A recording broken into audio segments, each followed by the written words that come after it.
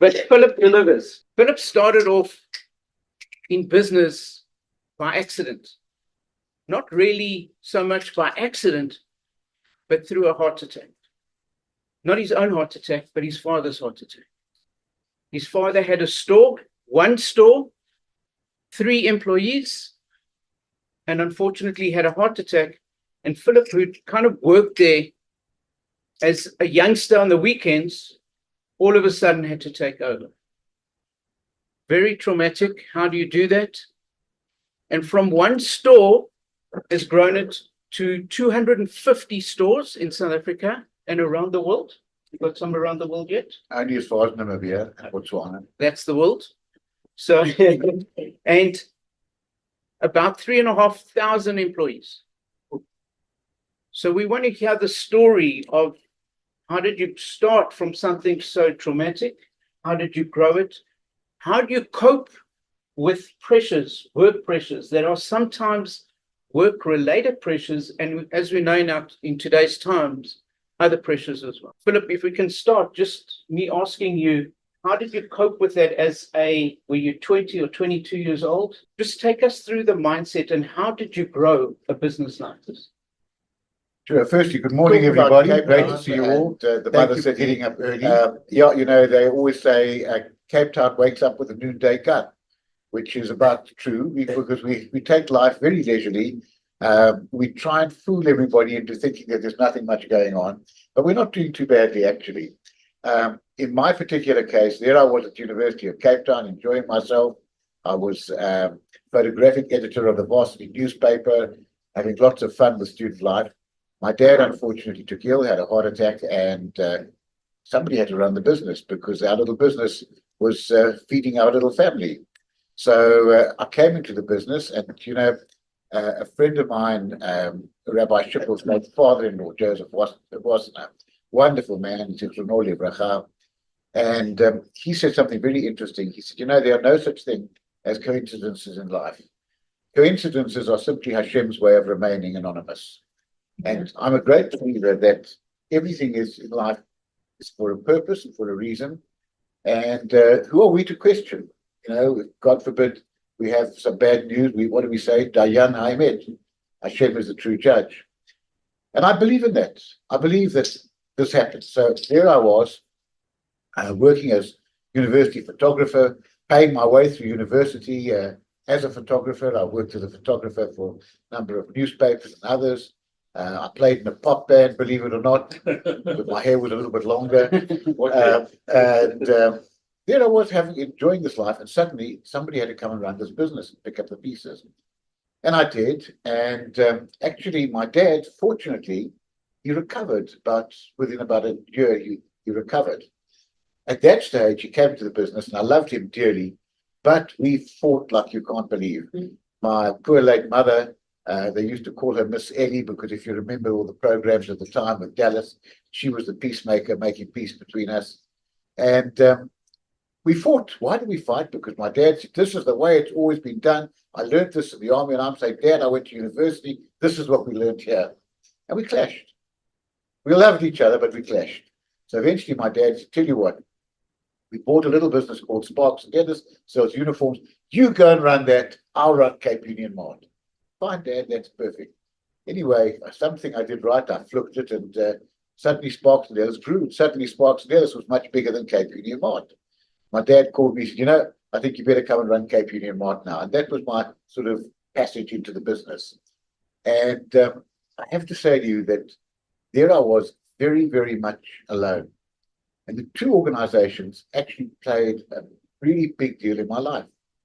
One of them was a little organization called the Hebrew Order of David Lodge Haifa, of which Alan was a member and I was a member. And we met and we built this little network. I needed, who do you do your insurance? Hang on, there's a guy in the lodge who does insurance. Let's get in. Wait, some of this person. Hang on, who in the lodge is a plumber? Is somebody there who's an electrician? And wait, I need an attorney. Okay, the late Stan Kowalski, we'll call it Stan. Remember him, Alan? Yeah. And that's exactly how we worked. That was my first sort of network. Anyway, I decided that we needed to grow the business a little bit because I was quite ambitious, and I'd met my wife, and I was now 22 and wanted to get married. And I needed more than the 300 Rand a month salary which I was promised at the time. And so decided to just grow the business a little bit. The shop grew bigger and better and grew.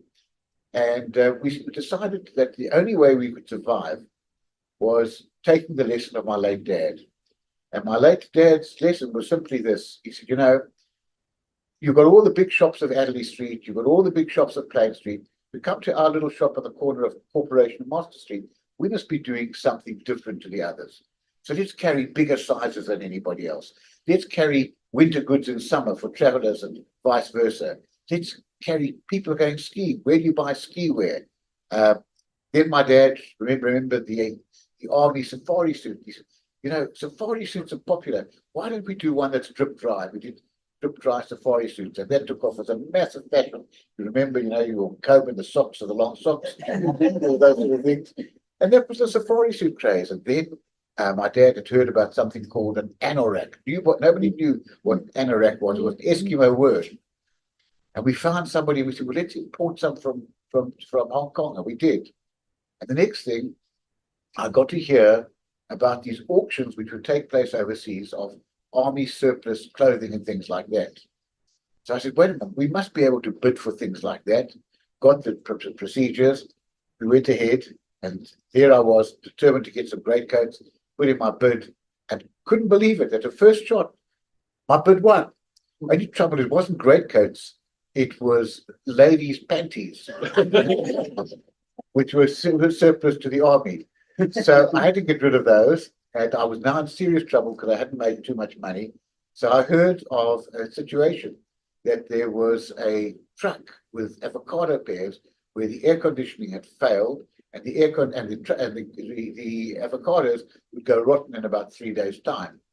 So I said, fine, I'll buy the truck. I bought the truck of avocado pears and ran around to grocers selling off my avocado pears. And so this was the way that, a good old traditional Jewish smos operates. And that's how we started. Anyway, we now had a little bit of money. And I said to my dad, you know what? We should open a second store. What are you talking about? We've got food on the table. We've got one car in the family. What do you eat? What do you need more for? I said, Dad, like a little bit anyway. With my mother playing a wonderful role as the peacemaker, we opened the second store in Parow. That did quite well. So we opened another one in Claremont, and so the business grew. And we just decided to do things differently. There we were in the corner between OK Bazaars on the one side, Woolworths on the other side, and we were the corner shop. And my dad said, the only way we can make money, we should change the name of our business and call it Main Entrance. So that was the kind of thinking that we had in our business, and the business grew. And then my late mom and dad had never traveled overseas. We were living in a little pre-war flat, paying 20 Rand a month rental at the time, and we didn't have money. And my mom and dad, never demanded anything. They were only concerned about giving us good educations and helping us and doing everything they could for my sister and me. And the business was now growing, grew quite well. And my dad said, we've just got to give better service than anybody else. And we used to get the tourists coming into Cape Town and the whaling ships coming into Cape Town. So what did my dad do? My dad at that stage went down to the docks, made friends with the captain of the tugs, and he used to go out in the tugs to meet the ships in the bay. And he would take little maps of Cape Town and he would distribute them, push them under the doors of the cabins on the ships until he would inevitably be caught and stopped. But one thing I learned from a very brilliant professor by the name of Dr. Krawitz was the theory: it's easier to ask for forgiveness than it is to ask for permission. And that's what his philosophy was. So that was kind of the ethos on which the business grew, just doing exceptional things to try and make it better and better. And as a result, we opened a few more stores and some more stores. And then we had a very creative young guy who said, really, we must be moving beyond that. My daughter said, yes, Dad, it's terrible, but do nothing for ladies. So he said, well, why don't we start a little lady section and we'll grow that. And so poetry was born. And my daughter, my middle daughter, who went to the Fashion Institute of Technology in New York, came back and she started developing styles, and that sort of took off, and that went very well. And then we said, Cape Union Mart is more traditional customer. What about the young, new South African look? So we said, let's start with something, and we started Old Khaki.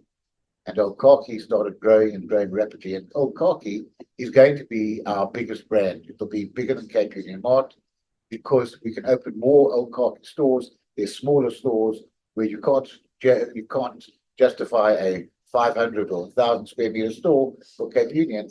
You can't justify a 150 square meter store for Old Khaki. And that's really, really growing and growing really fast. So that was the introduction of our 3 chains. What actually helped us as a business fundamentally was a simple philosophy, which simply said, if we can treat our customers with respect, if we can pay our suppliers on time, if we can be a good corporate citizen and support society, if we can make sure that our products are environmentally friendly, if we do all those things, we should be able to do okay and make enough profit to live on.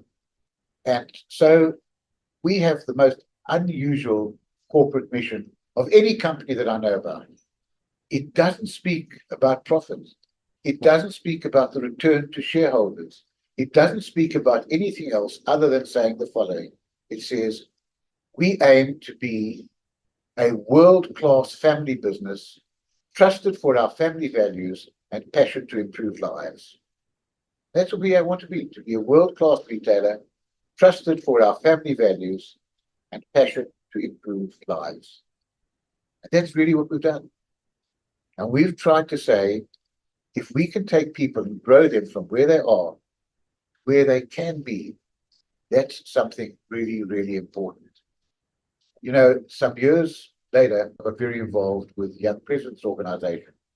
I didn't want to join because I told them I was the poorest member by a few billion, and I didn't want to join because we were far too small. They persuaded me, and eventually we joined them. But again, it was the net worth of the network.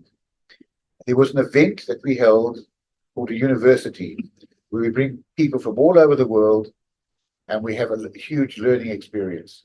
And we did one half in Cape Town and half in Johannesburg. And the session in Johannesburg, the end of it, I had planned, I was what they call the university education chairman, and I had invited Nelson Mandela. And he was getting on, it was towards the end of his days, and I didn't know if he would come. And Zelda Krawitz phoned me just about an hour before he was due to speak. And she said, the old man's feet have swollen. They're really swelled up hugely. We're waiting for his doctor to come. So let me phone you after the doctor's been as to whether he can come or not. She phoned me about a half an hour later. She said, listen, the doctor says he can come, but only if he wears his slippers. He can't wear shoes. I said, if he came naked, he'd be welcome. Anyway, in came the old man. And this was probably the last speech that he ever gave, the last public speech. And he looked out at this gathering of multi-billionaires from around the world. And he turned around, he said, you two, and you. He says, you are privileged people. You are wealthy, you have power, you have influence. And you have the ability to use that power, that knowledge, that influence, I'll never forget the words, to change the world from what it is to what it can be. And I thought that was the most powerful, powerful statement. You have the power to change the world from what it is to what it can be. And I thought that was beautiful. And we have taken that as one of our mantras and trying to give people opportunities, taking machinists who start off, they can't even sew. We teach them how to sew in our factory and see them several years later, supervisors running the factories, running divisions, etc. Taking people who started off as salespeople on our sales floor together with me and who became future directors of our company. And to me, that is one of the most important factors of life. Because one day, if any of us are fortunate enough to get to meet our maker, we're not going to be asked, what class did you fly?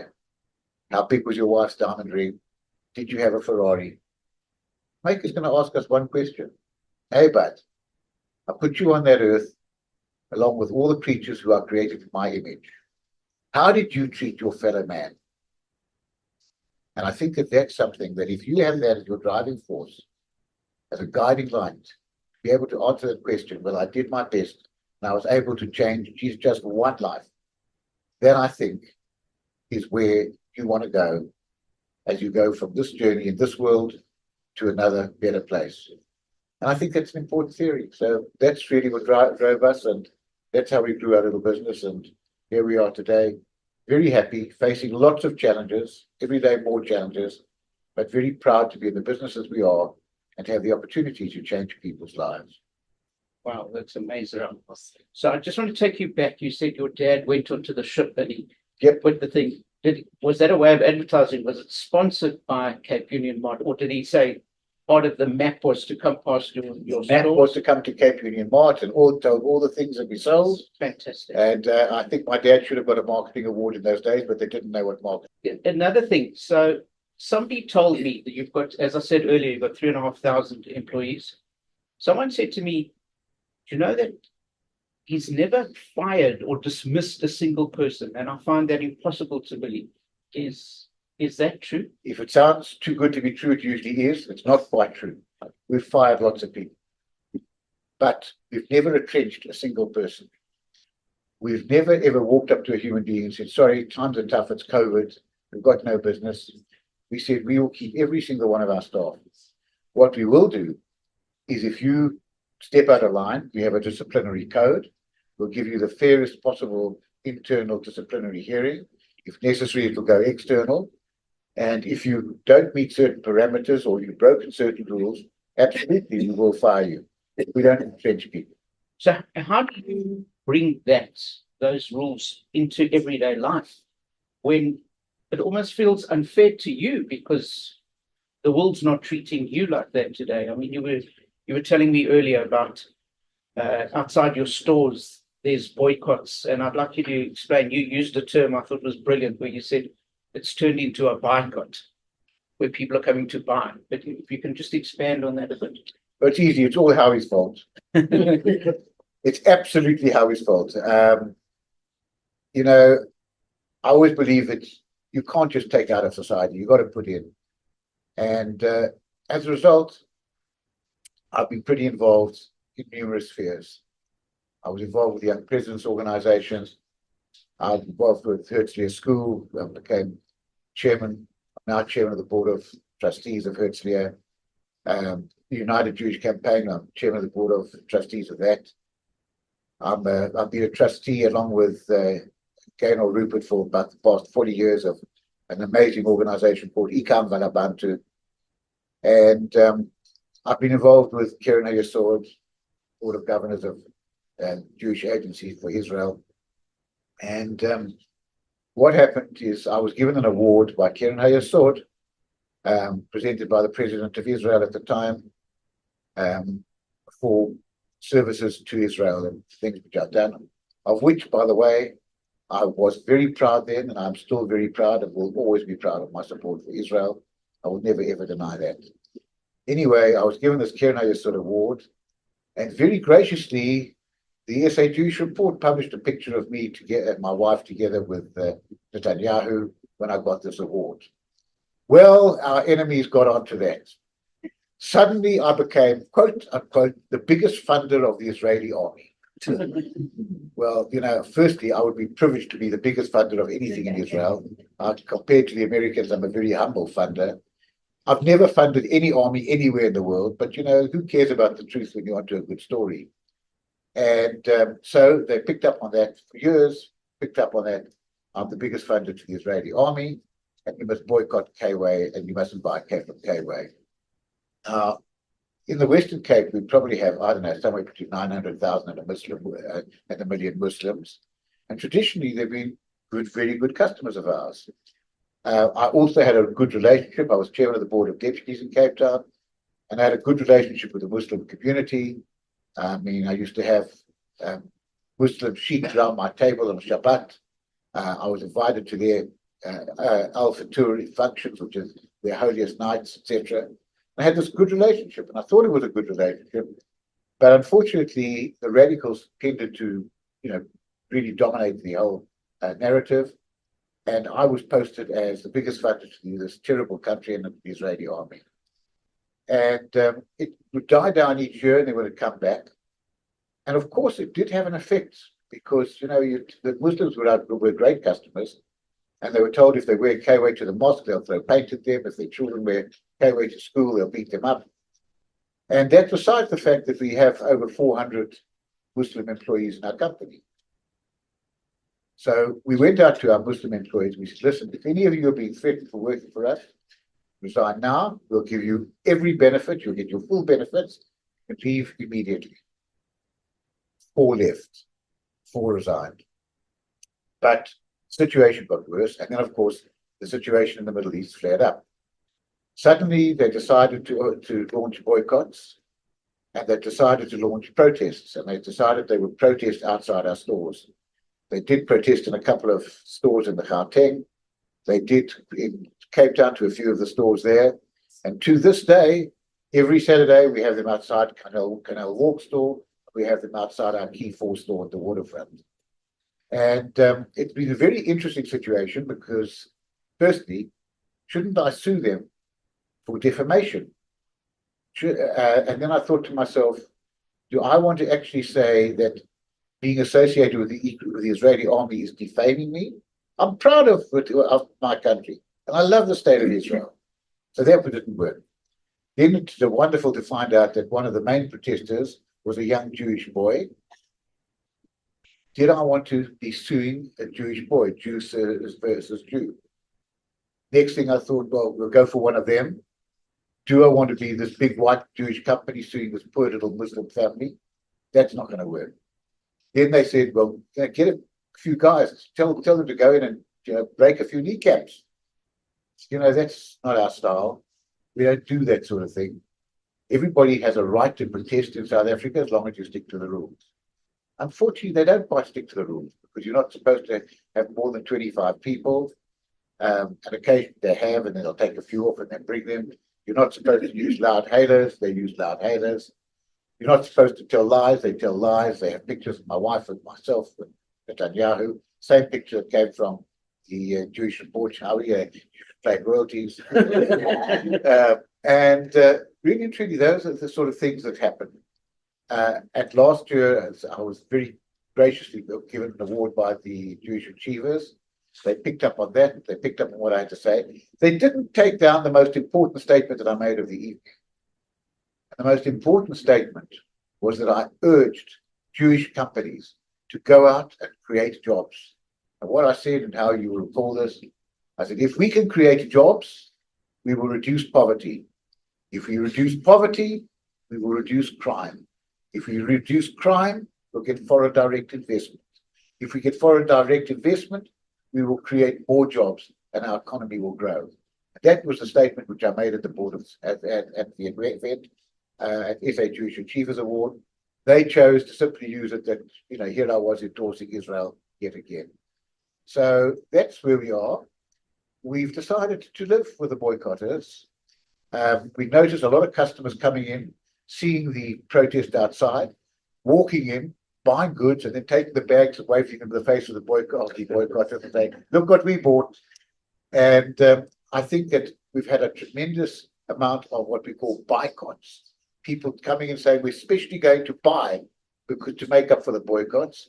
And we think that our Jewish community has been amazingly supportive, for which we're extremely grateful. I have to tell you that the Christian community are amongst our very best and dearest friends and often underrated and not appreciated for all they go through. I mean, just a couple of weeks ago, Rabbi Tzuli Riesenberger joined the protest outside Parliament, which they do every Friday. Had the Christians standing there, and they were beaten up, and she's now suing them, which is good for her. So, really and truly, it's one of those sad cases. We're expected to play by the rules, but they aren't. And funnily enough, that's mirrored with the situation in Israel. We're expected to play by the rules, but it's quite okay to walk in, to kill people, to kill citizens without even a soldier in sight. Where has the Red Cross been in going to visit our hostages? Who's speaking out about whether they're being treated fairly or looked after? Who's allowing them visits? And I'm sorry if I sound passionate about it, but I am, and I always will be. So let me bring you back from that, which is very important, and bring you back to the company. When you look at your logo of the company, it's got like a little mountain and it's a K and it's called K-Way. Is there a reason, and how did you come up with the name? Sure. Firstly, that little logo, Table Mountain and the ship, because that was our origins. That was my dad going out in the little tugboats to go and drop off maps, etc. But what happened is my dad was a great Democrat. The reps, the representatives used to come in with their range of shoes. So they put out all the shoes, put out 20 rows of shoes. They said, now which ones do you want to buy? So my dad would call his 3 staff and myself all together, say, okay, I want your opinions on which ones we should buy. So the staff and I would get together. We said, Dad, we think you should buy number 3, number 7, and number 9. My dad would turn around and say, now listen to all of your opinions. I've heard what you say, but we're going to buy number 2, number 8, and number 11. I would turn around and say, yeah, they used to call my dad Mr. K. So yeah, as usual, we'll do it the K-Way. I thought to myself, wait a minute, that's quite a nice name. So I registered the name K-Way and so started building this brand. And today, I think it's fair to say we're the largest South African brand of clothing that there is. I can also tell you that we received a phone call about a decade back or more from a lawyer to say, please remove the name K-Way and take all the K-Way goods off your shelf. You don't own the rights to K-Way. There's a company in France who's been doing it for years, and they're now going to sue you. I said, well, that's very nice. That's terrific. When was the company established? Now, the company was established in 1963. So I said, okay, here are the adverts that we've been posting since the 1950s, since the 1960s, early 1960s. We were in business far before you. And in fact, we can sue you, not you sue us. The next thing, K-Way, it was sold to an Italian company called BasicNet. BasicNet people came to see us. They came to make shalom. We have an arrangement. We can bring in K-Way branded stuff from the Far East if we want to. They can buy from South Africa if they want to. We can sell in Africa. They can sell in Europe. And we have a very good relationship. But K-Way is certainly the best-known clothing brand. There was recently a conference on trademarks and the absolute, we're going through hell. I should be able to get R1 for every fake K-Way garment and I'd be a billionaire. Every builder's worker you'll find wearing a K-Way. When they're having a criminal case and the murderer is in the docks, you'll make sure he's wearing a K-Way. And so these are the things you have to put up with. And we shut down factories regularly. We're making fake garments. We burn the goods that they've made. But it's ridiculous. But out of all the companies, most of them, the Louis Vuittons and the Coca-Colas, the others, and there's little K-Way joining the same club as fighting for our legitimate right to continue with our name. So, the K-Way name lives on, and we have no intention of dispensing with it. It's just growing steadily, and we hope people like the brand. So let me take you back to the tachlis of business for people to understand if maybe they're running their own businesses.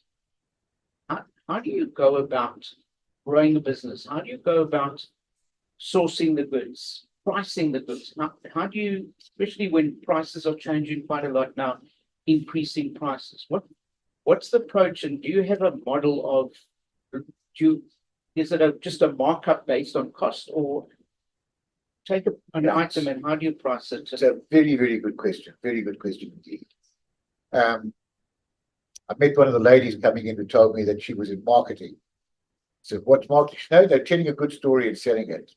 Now, for a couple of decades, I lectured at the University of Cape Town at the marketing honors course and at the Graduate School of Business. And I redefined marketing in a different way.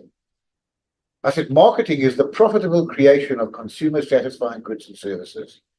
Run that again. Profitable creation of consumer satisfying goods and services.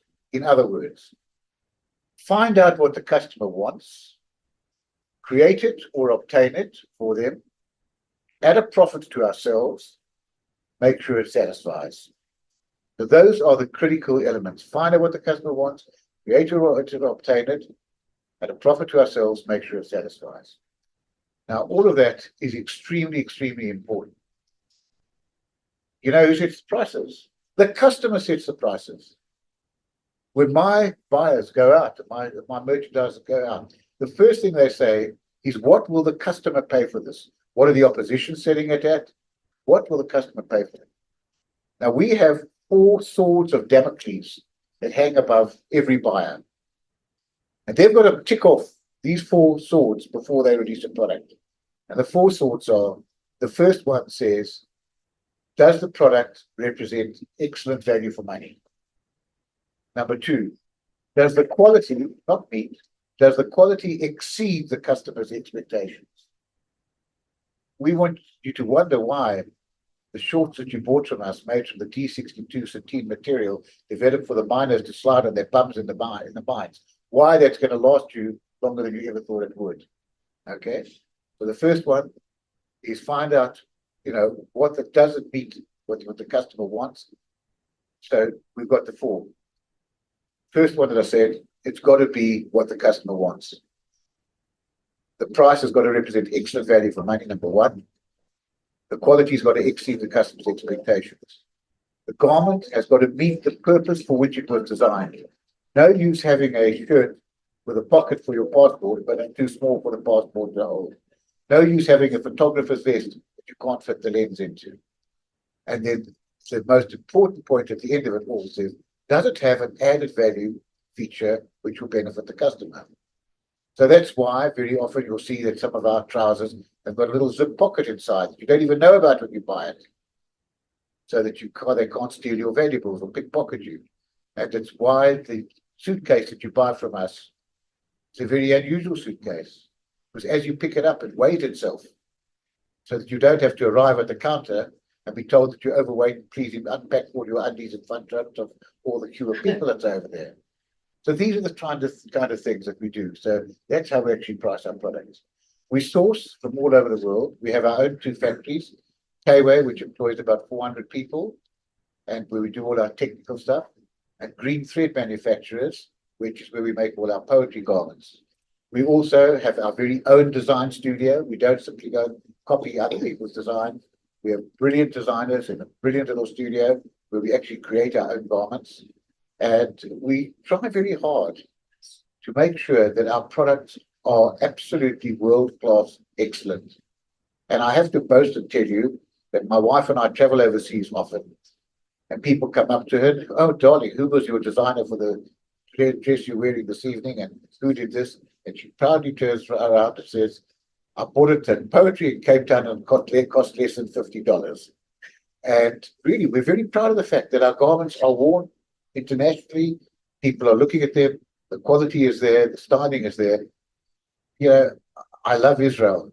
I'm passionate about South Africa. I love South Africa. I don't want people to turn around and say, I bought some of that South African made stuff. It's rubbish. We always tell our people that this is another one of our edges. Service is absolutely one of the most passionate things about us. If you walk into any of our stores, you should be greeted by within 5 paces into the store. You should have knowledgeable salespeople who will tell you all about the product. They should be able to source for you. If you haven't got what you want, they'll source it for you through what we call Omni and have it delivered to you. So these are the things. We want to give exceptional service. So when somebody leaves South Africa and they go to our store at Oliver Tambo Airport and they buy something, I want them to say, we went to that store. Well, the service, I suppose it wasn't bad for Africa. That's the most insulting statement I can hear. I want them to hear, gee, what brilliant service we have. This country is really on the up and up.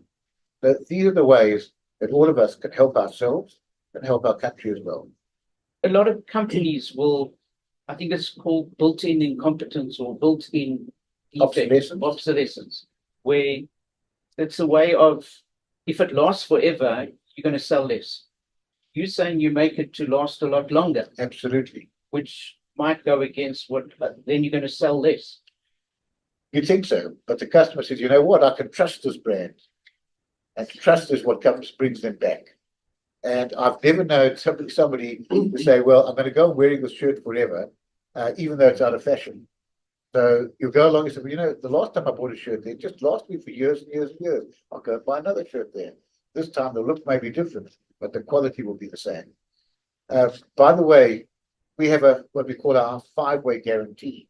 It's up in all of our stores. I don't know anybody else who has this guarantee. Number one, we guarantee to match the price on any product currently available from any bricks and mortar retailer. So if you walk in, you say, but I saw that somewhere else, salesperson's got to say, was it the same size, was it the same color? They've got to verify it. They match the price in the store. Now, the interesting thing is they may be matching the price at below our cost price. Happens occasionally. So should we sell? And the answer is, at that stage, we're not interested in profit. We have one goal. We want to keep the customer. So the first thing is we will match the price on anything. Here's the second thing. I don't know any store that does this. Any product that you buy, if within 90 days it goes on sale, come in and we'll refund you the difference between the sale price and the price you paid. Number three, guarantee. We guarantee every product. What do we mean we guarantee it? We guarantee it to give fair wear and tear. What's fair wear and tear? So whatever the customer thinks fair wear and tear should be. You never win an argument with a customer. Another thing that we do is foreigners come in, and if you want to know the rate of exchange, just go to any hotel and you'll get a rate of exchange 20% worse than anywhere else. We give the official rate of exchange on the day. And, that's something that we've done to this day. Customers don't know how much bread should cost in your country, but sure as hell, they know what the rate of exchange should be. Give it to them and they build trust immediately. So, these are some of the things that we do to make sure that we give the fairest possible deal that we can. And the last point is when you walk in and Mrs. Jones walks in, she says, I'm buying the shirt for my hubby. I don't know if you'd like the green one or the brown one. Mrs. Smith, take both of them. Bring us back the one that you don't want. No, but I'm not coming back to town next week. Mrs. Smith, any product apart from underwear that you buy from us that hasn't been used, that you've got your original wrapping and your cash docket, come in and you can return it within 12 months for a full refund. I had to tell you how many refunds you think we give after 30 days? Very few. Do you know what comfort it gives the customer? And what happens when Mrs. Smith comes in and she takes the brown and the green and goes home? 80% of the time, the husband says, I like both, keep both of them. So, these are the things that you could do. It sounds like good practice, but it also makes good business sense. And earlier you shared with me the concept which you called, I think you called it HEART, which is also related to this. Maybe you can expand on that concept. Sure. You asked me advice earlier on one of the things I would say if you're trying to grow a business. There's that wonderful little book, The 1 Minute Manager by Ken Blanchard. And he says something in it which is really excellent. He says, business is all about the assembly of resources around an idea. So you have an idea, you've got to assemble resources. And here's the trick. Go out and employ people who are much smarter than you at any of the things that you need them for. Now, I tell people the honest truth. I'm actually useless at everything. And I really, truly mean it. I couldn't possibly put a set of accounts together. I'm quite good at taking them apart, but I couldn't put it together. I wouldn't know where to turn on a machine in my factory. I haven't got the patience to stand on a sales floor. So what have I done? I've gone out and I've employed people who are much smaller than I am. And I just make sure that they play nicely together. And that's something that we've all got to learn in business. Be proud of the people who are smarter than you are. So that's one of the things. The second thing is Sam Walton said, the secret to my success is getting ordinary people to do extraordinary things. And that's what's really important in life as well. You want to inspire your people. You want to, we have something called TAVIS that we teach them at our conferences. Turn all visits into sales. Okay, don't just let the customer stand. Show them. You've got to either come into your store. Wow, what an opportunity to show them your terrific merchandise. You tell them about the properties of this fabric. You explain how this one wicks water, how that one breathes and is waterproof. So these are the sort of things that you want. But it all boils down to the people. And we always say that there are 5 unspoken requests that every human being has. And if you observe those 5 requests, you will have wonderful relationships. Those 5 requests go by the acronym HEART, HEART. And the H says, hear and understand me. Don't just hear what I'm saying, hear what I'm feeling. Mike, listen, we need you to take over the branch in Namibia. Gee whiz, I just moved to Cape Town recently. My kids have just got into school here. My mother-in-law is not particularly well, and my wife is just trying to make friends with people. But I'm a company man. If you need me to be in Namibia, I'll be in Namibia. What did Mike say? Mike said, you'll be in Namibia. What was Mike feeling? Didn't want to go to Namibia. So the H says, hear and understand me. Don't just hear what I'm saying, hear what I'm feeling. The E says, even if you disagree, don't make me wrong. For me to be right, you don't have to be wrong. In our company, you're not allowed to turn around and say, how are you wrong? You are allowed to turn around and say, Howie, I have a different view. For me to be right, you don't have to be wrong. The A says, acknowledge the greatness within me. Every human being has greatness. Every human being. And it's our job to seek out that greatness. You may be a terrible salesman. You might be a wonderful husband. You might be a poor machinist. You might be a great scoutmaster for your troop. Everybody's got greatness within them. And our job is to find that greatness and to build on that greatness and to walk and to talk to your staff and say, how did your scout meeting go last night? And show an interest in that. So you've got your hear and understand me, even if you disagree, don't make me wrong. Acknowledge the greatness within me, greatness within me. The R is lovely. You're driving down the road, lady driver pulls out, hoots feverishly at you, rolls down her window, screams at you, pig, pig, pig. What's the obvious thing to do? Turn around, overtake her, roll down your window, scream back at her, sow, sow, sow. 10 meters later, she collided with a pig sitting in the middle of the road. What's the lesson? We always suspect people for their worst. Always. Remember to look for my loving intentions. Guy turns around and he says, I really think we should open up a branch at this place, Pampuikis one time. Yeah, I know why you want that, just because, you want to live there because they've got a good Yikskate team there. Gosh, it was the furthest thing from my mind. But besides which, I've injured myself and I can't play Yikskate anymore. But I really thought it was good for the business. So remember to look for people's loving intentions. And the last thing is the T. The T says, tell me the truth with compassion. Don't walk up to me and say, oh, you're a great salesman, but unfortunately, I've just got to lay you off at this because we've got too many. Turn around and say, really, I feel so bad, but I know how hard you tried. But unfortunately, you're not great at sales. And you really should look for another direction. So those are the 5 unspoken requests. Hear and understand me. Even if you disagree, don't make me wrong. Acknowledge the greatness within me. Remember to look for my loving intentions and tell me the truth with compassion. Interestingly enough, when you captivated like this, you don't realize that we've been going for 45 minutes already. I think it's incredible. And maybe what I want to ask you is, can we book off the rest of your day? So we're getting towards the end of this, and I want to leave a little bit of time for questions as well. Sure.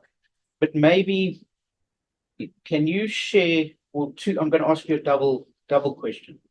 One, share some business stories that you think would be interesting or funny or amusing or insightful of what's happened over the years, number one. And number two, if you had to leave a message, I know you've got 7 grandkids, to your grandkids, and what they should take with them going forward as business leaders, as human beings, what would that message be? Firstly, the grandchildren. I'm a passionate grandfather of 7 wonderful, amazing grandchildren. I love them to bits. I told Tracy and Karen earlier this morning that the loveliest T-shirt I saw was the one which said, "Grandchildren are your reward for having not murdered your children." I'm passionately in love with my grandchildren. I'm passionately in love with my daughters. There is only one thing that you can give your child that you can never take away. That's education. And whatever happens, I hate to tell you what it costs for my 2 grandsons and my granddaughter in New York go to a private Jewish school there. or what it costs to send my grandson to Brandeis University in Boston. It's all cheap. There's no gift that you can give your children greater than education. But apart from giving them that education, there's something that you can't give them. There's something that you can inculcate in them. And that is values. And we've always said that if we can equip our children and our grandchildren with a backpack of values, that will guide them through everything. We cannot, I mean, really, just go back 20 years ago. Who would ever have thought that you could have a thing called an iPhone, that you could actually check the New York Stock Exchange, measure your pulse, do anything that you need to in the world on it? I mean, who would have thought, who thought we needed these things?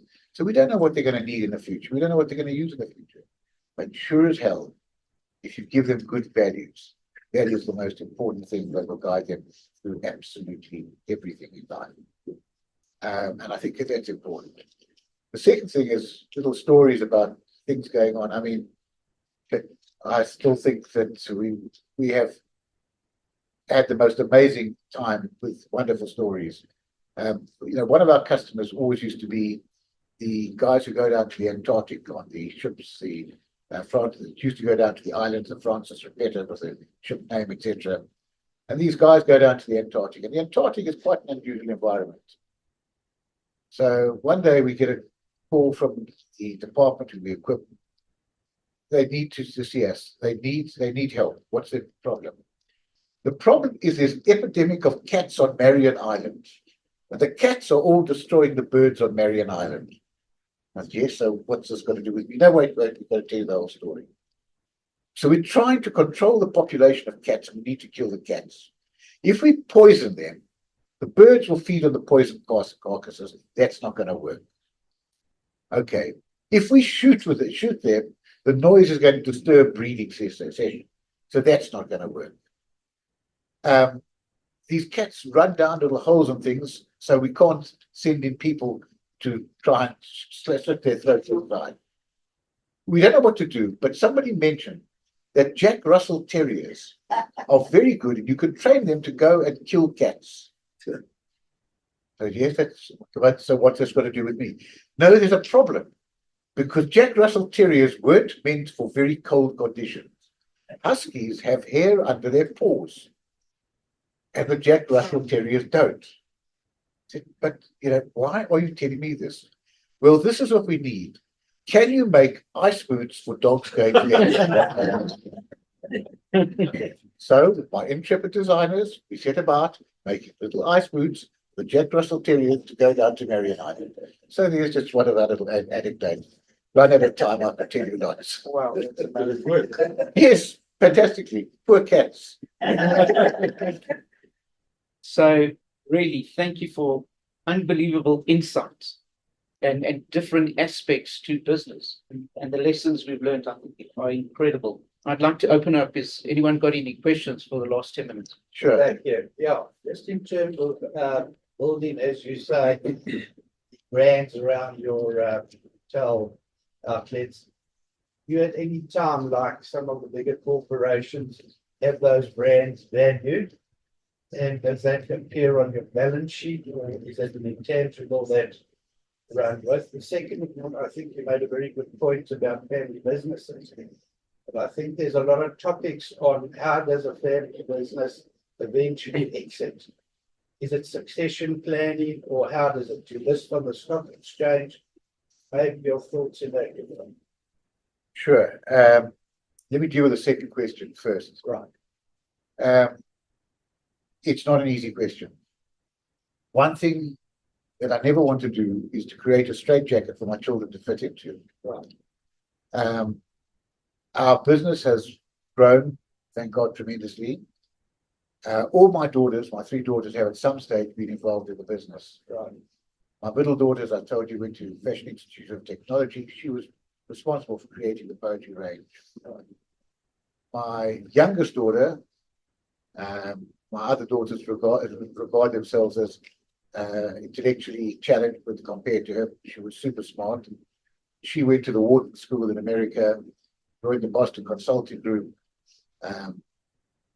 then got headhunted to Victoria's Secret, All I was waiting for was tickets to the fashion show. And I get a call, Daddy, yes, sweetheart, I've checked up my job at Victoria's Secret. What, you mad?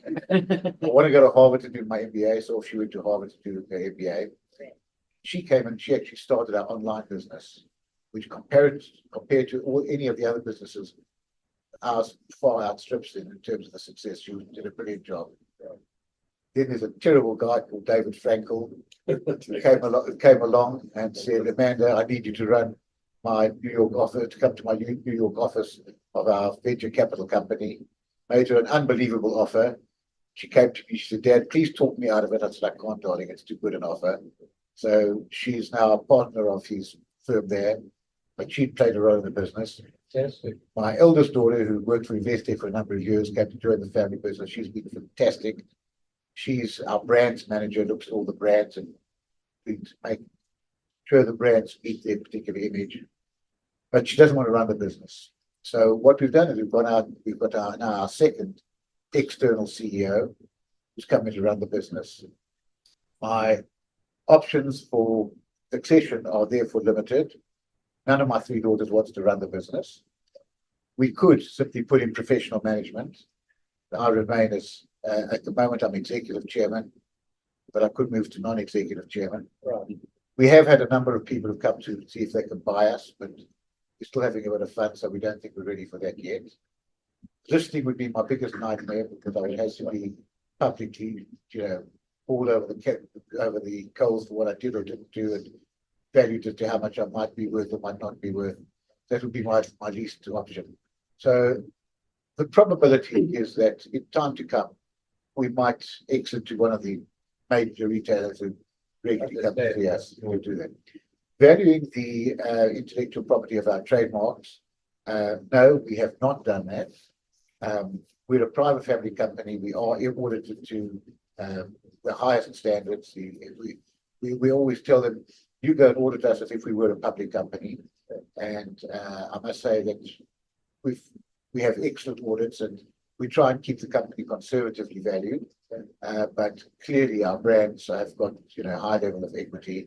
And if we needed to do so, it's something we could always do in the future. Thank you. Thanks. So just to keep it in the family, I don't know if you know, but I am open to being adopted. I'm afraid to qualify for us, you have to be a member of the Lucky Sperm Club. Philip, have you ever thought of franchising? Oh, absolutely. We did. We franchised a store in Johannesburg. Yes. And after that, I actually wanted to write a book on franchising because every mistake that could have been made, we made. We were the worst franchisors you've ever come across. And our franchisee was the worst franchisee you could ever come across. So it was a tremendous exercise that we decided, no, from now on, we'll own the brand and we'll do that. We tend to keep it that way. Boy, did we make every single mistake that we could have. We were terrible. But now at least we're masters of our own destiny. Thank you. Lady at the back. I wanted to ask you, has the Shane and the Timus and all this online competition impacted your business? And if it did, how do you handle it? Excellent question. Firstly, as far as I'm concerned, there was a wonderful book written by Tom Peters. It was called Thriving on Chaos. And in it, he spoke about the need to be absolutely obsessive about what you're doing. And he said, he used a wonderful phrase. He said, only the paranoid will survive. And I'm paranoid. I got in last night at about 6 o'clock. I walked every single store in Sandton Centre to go check up on our windows, what was right, what wasn't right, to tell the poetry people that I didn't like the one window. They hadn't had enough storage behind it with just rails going in, and checking up to make sure that Old Khaki in its new location is doing well. And then I walked around to all the others to see what it was. And I saw one of the cosmetic manufacturers like a tower hanging down in one of the big atriums, Gesundheit. Thank you. And I saw this tower hanging down. I thought, wow, we could do something like that, but we could put a climber sort of climbing on. So you've got to be paranoid about what your opposition are doing. And if one garment is sold by Timu instead of poetry, that's competition. The moment you stop being paranoid about it, you will die. That's for sure. So what to do about it? Answer is Shein, Temu, absolutely, they are competition. Amazon opening up will be greater competition. I've got a sign in my office which says, if the rate of change of a company is not equal to or greater than the rate of change of its external environment, the company will become extinct.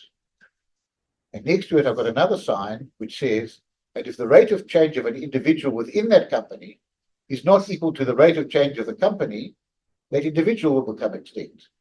So we've got to find ways to move the whole way around. Now, how can I compete against Shein?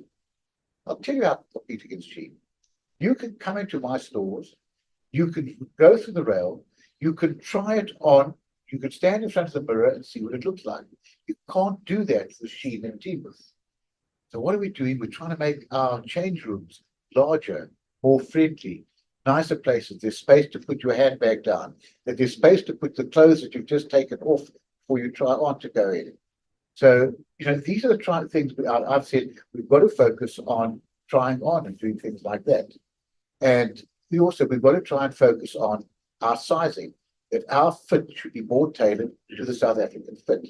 Now, something you've got to remember, audience today is largely white. The black consumer has a different shape profile. Now, we've got about 3.5 million whites in South Africa, Howie, somewhere around about there, and 57 million black. And which market do you want? So we're saying to ourselves, maybe we want to develop a fit subtly done for the black market, where the sizing parameters are slightly different. So, using local knowledge.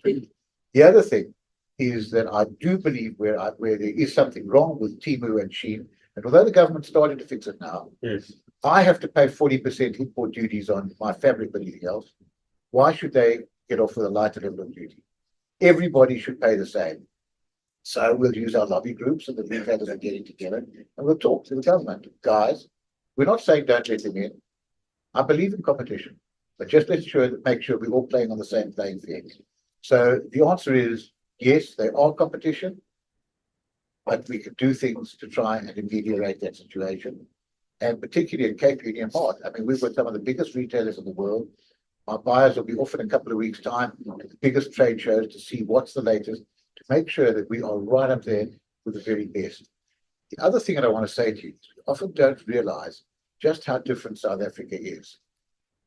If you would look at ski wear, most of the world, it doesn't have to be waterproof for the simple reason that when it's snowing, it's not raining. So most of the overseas ski wear is not waterproof. We know that the person who's going to buy a ski jacket in our company is going to go once, probably won't go for at least another year, if that, but is going to go and going to come down to the Western Cape and watch one of our rugby matches in pouring rain and want something that is waterproof. And what's more, our guy who's not a good skier is going to be falling more often than somebody else, to make sure stuff can't fall out the pockets by putting zips where we have to, and make sure that perhaps the fabric is also there to take a bit of the wetness coming off the snow. So you can use local, what they say, think global and global. And that's what we're trying to do. Very good question. Nigel Mansell said, when there's an accident, I go faster. That's true. Let's go Larry and then Mark. Okay. There. So Philip, wonderful, absolutely loving it. How do you ensure that the culture throughout the 350 stores, it's the same, 250 when it comes to the customer service, when it comes to living your values, how do you? Well, that's what's the challenge. 2 weeks ago, we held our sales conference in Johannesburg. Yeah. We flew up 320 people to the conference. Many of those people have never been on an airplane. Many of those people have never stayed at a hotel. And we were there feeding full on to culture, values, all the sort of things, plus sales training, plus product knowledge, plus all those things. I mean, our guys, one day only have to go through on product knowledge. We have intercompany quizzes to make sure that they know what they're talking about. Can't sell a technical product without product knowledge. Yes. So you could do it. It's all through training. I've always said that our human resources department is the most important department of the company because they look after not the stock, They look after our human capital. Yes. And fortunately, we've got an outstanding group who are very, very good. And that's how they get that homogeneity. You should get the same service, whether you're in Timbuktu or whether you're in Dublin, is what I'm saying. That consistency is critically important. Right, let's go to Michael. Thanks for the talk. What's your relation like with the government? Two ways, but from a business perspective, have you seen much of a change with the GNU? Are you seeing much more supportive environment, or is it just more of the same?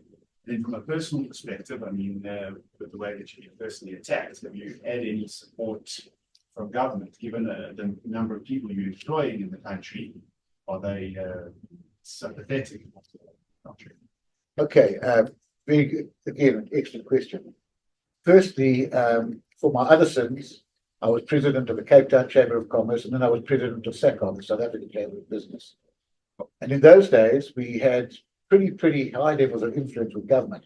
I mean, we went to try and persuade them, to not have forced removals in the Western Cape and move everybody out to Krawitz. We used to go and fight them on a number of issues. But we were always fairly cordially received by government. In the due order, zero, absolutely zero. You know who I want to blame for that? I want to blame organized commerce, because whereas the sports federations all came together, when it came to business, we still have NAFCOM, we have FABCOS, we have SACOM, we have all the Afrikaans Business Institution, Handelskammer. And it's terrible that business, white business and black business and colored business, we could never put ourselves together. So, they always say, when there's one finger pointing out, there's three pointing back at you. And I believe that's where we failed. We did not do a good job. So the answer is no, we don't have relationships with government at all. As far as our protests and things like that, nothing at all. The politicians know where to find me when they come for the donations, that they know, but otherwise we don't see them. I must say that the DA is approachable, and certainly if you ask them, they try hard. And, we paid out all our employees during COVID. We didn't retrench a single one. And the unions came and said, wouldn't we pay out money to them rather than the emergency funds of government? And they would reimburse us. Well, 4 court cases later, the latest one still on in Johannesburg, we still win every case and we still can't get the money. We're about to sequestrate one of the officers there. So you don't have that support, but as a DA have been helpful wherever they can. I phoned them and I said, listen, what do I do? How do I get money? Well, this is what we would do. And they phone a minister, but I'm hoping that the GNU will have some benefits. By the way, I am a supporter of the GNU simply for one reason. It's our least worst option. So you know what? We've got to try and make it work. And I can also tell you, when we put the Chamber of Commerce and the Chamber of Industries together, it was like this: the Nationalist Party, the ANC, and the DA. You know what? We wrote up lists of where we agreed, and we wrote up lists of where we disagreed. We had a list like this of all the things that we agreed on. Then we had the list where we disagreed. There was one item. It was on import tariffs, where industry wanted to be high and retail wanted it to be low. And we said, you know what, let's start working on all the things that we agreed. Within a short space, we were such good friends that we could hardly argue. We found solutions. My feeling is that when these two lots start working together, they will, in fact, find each other in many areas. They'll find their commonalities. And the other thing is you are seeing some extremely competent ministers setting new standards. You can just imagine the party bosses saying, listen, pass on. You better look at, well, these guys are doing, get off your butt, do something. So I think it's going to be good. I hope so. One last question. Yeah. And I wanted to ask you, what are you doing with all your excess stock? Stuff that's, returned or that you're taking off the rails? We have a wonderful opportunity. Just took place recently. We called in Kamvala, we called in the Red Cross. We took them to our distribution center and we said, from here to here, just choose whatever you want and take it. And so we give a huge amount to charity. And charities ring my bell. I've always believed in charities, and whatever you give comes back double. So that's what we do with it. We just give a lot of it away. And I must say, and certainly the need is so great. You see literally the thousands of people who've been touched by some very good causes in Cape Town. We also we work with every year we try and pick different organisations as well to bring in. So we'll find people coming in. We'll help them all the way through. Are you familiar with the clothing bank? Yes, of course. Yeah, absolutely. Yes. I love people who do good work in society. There you go. Excellent. Philip, thank you so much. Pleasure.